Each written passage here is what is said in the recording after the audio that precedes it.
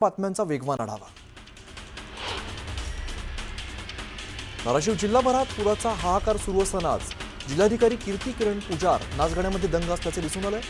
तुळजापुरात नवरात्र महोत्सवानिमित्ताने आयोजित सांस्कृतिक कार्यक्रमातील डान्सचा व्हिडिओ सध्या व्हायरल झाला, त्यामुळे नागरिकांनी संताप व्यक्त केला। धाराशिवच्या जिल्हाधिकाऱ्यांबद्दल माहिती घेऊन योग्य तो निर्णय घेऊ असं उपमुख्यमंत्री अजित पवार म्हणाले। अशा गंभीर तक्रारीची काळजी सरकारलाही घ्यावीच लागते असंही अजित पवार म्हणाले। धाराशिवमध्ये पूरस्थिती असताना कलेक्टरांनी असं करायला नको होतं। 24 तास सगळ्यांनीच झोकून देऊन काम केलं पाहिजे। तलाठ्यापासून कलेक्टरपर्यंत सर्वांनीच अशा गोष्टीत वेळ वाया घालवणं योग्य नाही असं म्हणत जयंत पाटलांनी या घटनेचा निषेध केला। नांदेडमधील गोदावरीची पूरस्थिती 4 दिवसांपासून कायम आहे। पाण्याचा विसर्ग सुरू असल्यामुळे गोदावरी नदीला पूर आलाय। शेतात पाणी साचलेलं असल्यामुळे पिकं जागेवरच सडून गेली। नदीकाठची शेकडो हेक्टर शेती ही पाण्याखाली गेली आहे।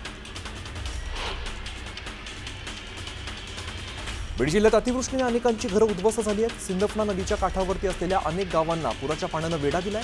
राजकीय दौरे झाले, आश्वासनांची खैरात वाटली गेली। आता नेमकी मदत कधी मिळणार याकडे शेतकऱ्यांच्या नजरा लागल्या।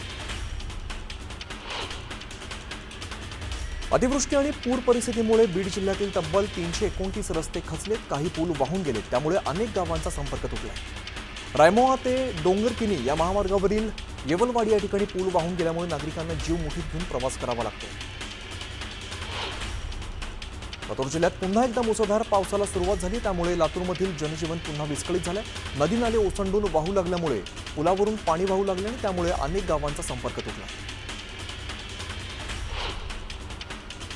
चंद्रपुरात होणाऱ्या सततच्या पावसामुळे शेतकऱ्यांचं अतोनात नुकसान झालंय। सोयाबीन, कापूस, तूर पीक मातीमोल झालंय। मात्र प्रशासनाकडून कोणतीही नुकसानाची पाहणी करण्यात आलेली नाहीये। पंचनामे न झाल्यामुळे शेतकरी चांगलेच संतप्त झाले। परतीच्या पावसामुळे येवला तालुक्यामध्ये देखील हाहाकार बघायला मिळतोय। सलग 2 दिवस झालेल्या पावसामुळे शेतकऱ्यांच्या पिकांचं मोठ्या प्रमाणात नुकसान झालंय। सर्वच होत्याचं नव्हतं झाल्यामुळे शेतकरी हतबल झालाय।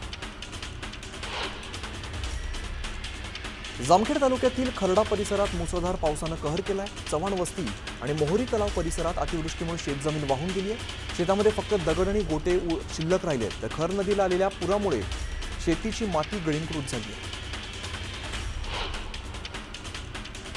सरकारकडून अमरावती जिल्ह्यासाठी 1,68,000 शेतकऱ्यांसाठी 108 कोटींची मदत पोहोचली आहे। मात्र प्रशासकीय यंत्रणेच्या ढिसाळ कारभारामुळे शेतकऱ्यांपर्यंत ही मदत अद्याप पोहोचलेली नाहीये। ई-केवायसी केल्याशिवाय शेतकऱ्यांच्या खात्यामध्ये मदत जमा होणार नसल्यामुळे शेतकऱ्यांसमोर प्रश्न उभा राहिला।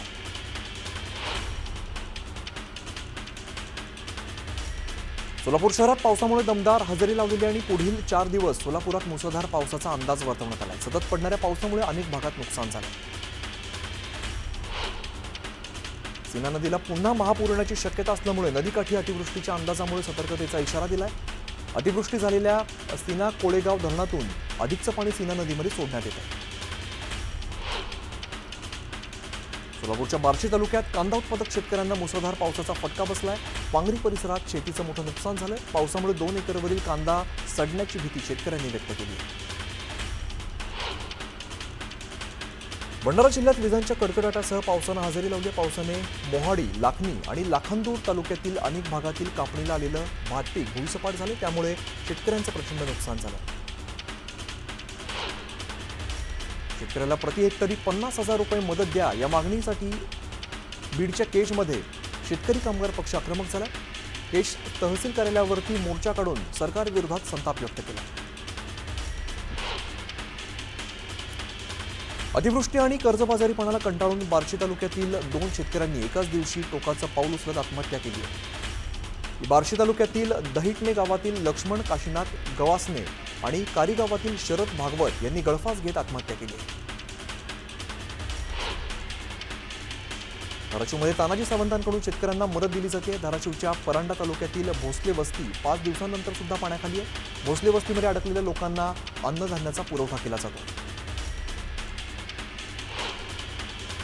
पुरात वाहून आलेल्या विषारी सापाच्या दंशामुळे पाथरी गावातील एका शेतकऱ्याचा मृत्यू झाला। सीना नदीला आलेल्या महापुरामुळे बनगर यांच्या घरामध्ये पाणी शिरलं होतं आणि याच पाण्यात वाहून आलेल्या विषारी सापाने दंश केल्यामुळे त्यांचा मृत्यू झाला। लातूर जिल्ह्यातील मांजरा नदीला महापूर आल्यामुळे मोठ्या प्रमाणात नैसर्गिक आपत्ती निर्माण झाली, त्यामुळे शेतकऱ्यांचंही मोठ्या प्रमाणात नुकसान झालं। मात्र नुकसानाला पाटबंधारे विभाग तितकाच जबाबदार आहे. मांजरा नदीवरील 5 बॅरेजवरील 10 दरवाजे नादुरुस्त असल्यामुळे ते उघडले न गेल्याने मांजरा नदीला पूर आल्याचा आरोप केला जातो. करमाळा तालुक्यात झालेल्या पावसामुळे सीना नदीला पूर आलाय. सीना नदीमुळे या पुरामुळे नुकसान झालेल्या भागात जयंत पाटील यांनी पाहणी केली. सरकारने पूरग्रस्तांसाठी तातडीची मदत म्हणून सरसकट 5,000 रुपये रोख मदत आणि 35 किलो धान्याचं वितरण सुरू केलं. तसंच पावसाशी संबंधित विविध कारणांमुळे मृत्यू झालेल्या व्यक्तींच्या कुटुंबियांना प्रत्येकी 4 लाख रुपये, दगावलेल्या प्रत्येक दुधाळ जनावरासाठी 37,500 तर लहान जनावरांसाठी 20,000 रुपयांची तरतूद केली.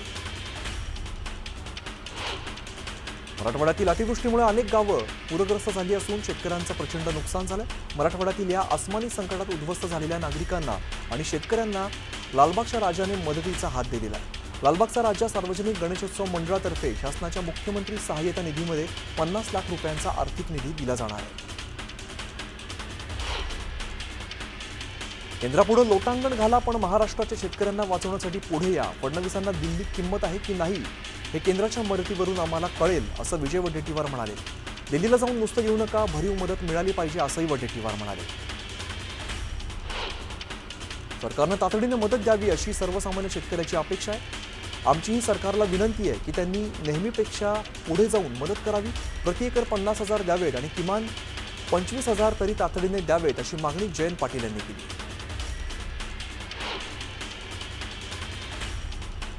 अमरावतीत भाजपाचे प्रदेशाध्यक्ष रवींद्र चव्हाण यांच्या ताफ्यावरती सोयाबीन फेकत काँग्रेस कार्यकर्त्यांनी चव्हाणांचा ताफा अडवण्याचा प्रयत्न केला. अमरावतीच्या पंचवटी चौकातून शेतकऱ्यांच्या मागणीसाठी काँग्रेसने आंदोलन केले. मात्र त्याच ठिकाणी भाजपाच्या वतीने बँड वाजवत प्रदेशाध्यक्षांचं स्वागत करण्यात आलं.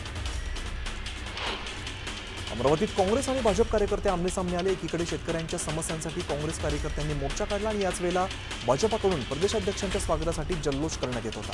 त्यावेळेला दोन्ही पक्ष आमनेसामने आले. नवरात्रोत्सवानिमित्ताने शेवंतीच्या फुलांना मोठ्या प्रमाणात मागणी आहे. जुन्नर तालुक्यातील निमदरी गावामध्ये सध्या सर्व शेतमळे शेवंतीच्या फुलांनी बहरले. सध्या शेवंतीच्या फुलांचे बाजारभाव 100 पार गेले असून त्यातून शेतकऱ्यांना चांगला फायदा होतो. श्रीरामपूर तालुक्यातील शेती महामंडळाच्या मावळगाव या ठिकाणी रस्त्यालगत कारने जमीन घेतलेल्या संगमनेरच्या उद्योजकाने शिवरस्ता कायमचा बंद केलाय. त्यामुळे शेतकऱ्यांची मोठी अडचण होते. चंद्रपूर जिल्ह्यातील ताडोबा अंधारी व्याघ्र प्रकल्पामध्ये प्रवेश आणि सफारी शुल्क सामान्यांच्या आवाक्याबाहेर गेले. त्यात शनिवार रविवारी कोर झोनसाठी तब्बल 12,600 रुपयांचं शुल्क आकारल्यामुळे स्थानिकांनी संताप व्यक्त केला. पुण्यात अजित पवारांनी भाजपाला धक्का दिलाय. पुण्यातील अनेक भाजपामधील पदाधिकारी अजित पवारांच्या उपस्थितीत राष्ट्रवादीमध्ये प्रवेश करणार आहेत. आगामी जिल्हा परिषद निवडणुकीच्या पार्श्वभूमीवर अजित पवारांनी मोर्चे बांधणीला सुरुवात केली आहे.